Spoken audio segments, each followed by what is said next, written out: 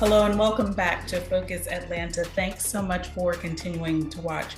Now we're going to close out the show talking about safety. I'm here with Melissa Hull. Thank you so much for having me today. Oh, it's such a pleasure. Thank you for making time for us. I feel like we only talk about water safety just before spring or just before summer. And it's really one of those topics that we could talk about anytime. Can we talk a little bit? I mean, there's some horrific statistics. The CDC says that we lose babies between the ages of 1 and 4 dramatically. Can we talk a little bit about your personal experience? Absolutely. Unfortunately, my family is a part of that statistic. We lost our 4.5-year-old son, Drew, to an accidental drowning, and it happened during non-swim time. He let himself out of the house. And in Arizona, we live in a very agricultural region of the state, and he actually fell into an open irrigation canal, and that is how he drowned. It was an accidental drowning. It's coming up on 26 years ago, but since that time it has been of utmost importance to me personally to be an advocate for water safety education. And so I just really appreciate the opportunity to talk openly and honestly about the hidden and oftentimes lesser discussed aspects of water safety with parents and children. I think that it's so critical that we tell our stories. Thank you so much for being vulnerable and doing that. I'm so sorry for your loss. But when we have these conversations, we might be saving another parent. What do you tell parents about this experience and about water safety in general? I take an approach where I'm talking to both parents and young children. I think it's very important to go into preschools because they are our most at-risk demographic. So I start with going in and talking to kids and sharing Drew's experience and his story. Drew was a curious little boy. He loved living. And so lots of times our children aren't doing anything inherently wrong or bad. They're just living authentically as they are, curious about the world and their surroundings. So I want to talk by beginning with talking about some of the misconceptions that drowning makes, that you're going to know that it's occurring when it happens. Oftentimes, drowning is very silent. It is not at all cinematic.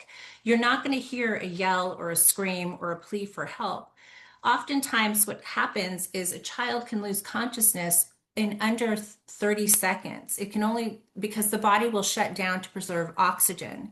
So oftentimes we have to think about what that really means and how to educate a small child about that. And you have to tell them it's not like what you see in the movies. It's very quiet and it's very fast. So that's why you need your parents with you at all times to keep you safe. The other thing is that it does happen so quickly. And that's something that I really drive home that point to parents because 30 seconds is that's a terrifying speed. It happens, that's the time it takes to grab a towel or answer a text message. So we have to stay vigilant and very present. Another misconception is that there's safety in numbers. Oftentimes, parents think that with the more parents present, the safer the children are. And oftentimes, that leads to a diffusion of responsibility and awareness. And so, I really like to impress upon families, especially when you're talking about birthday parties or barbecues, never to assume that there is somebody watching your child.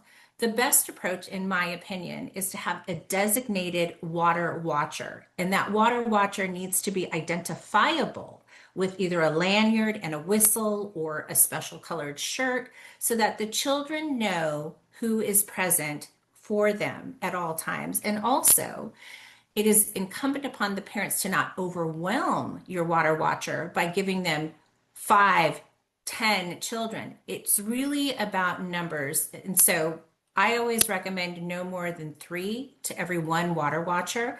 So if you're having a large party, you need to have several water watchers, there for you at all times.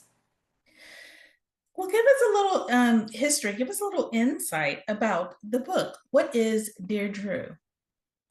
Dear Drew, Creating a Life Bigger Than Grief is really, it chronicles my journey of healing after the loss of my son Drew to that accidental drowning that I mentioned. This book is really designed to help support people that have lost a child or a loved one and see that the possibilities of creating an expansive life alongside grief is still possible.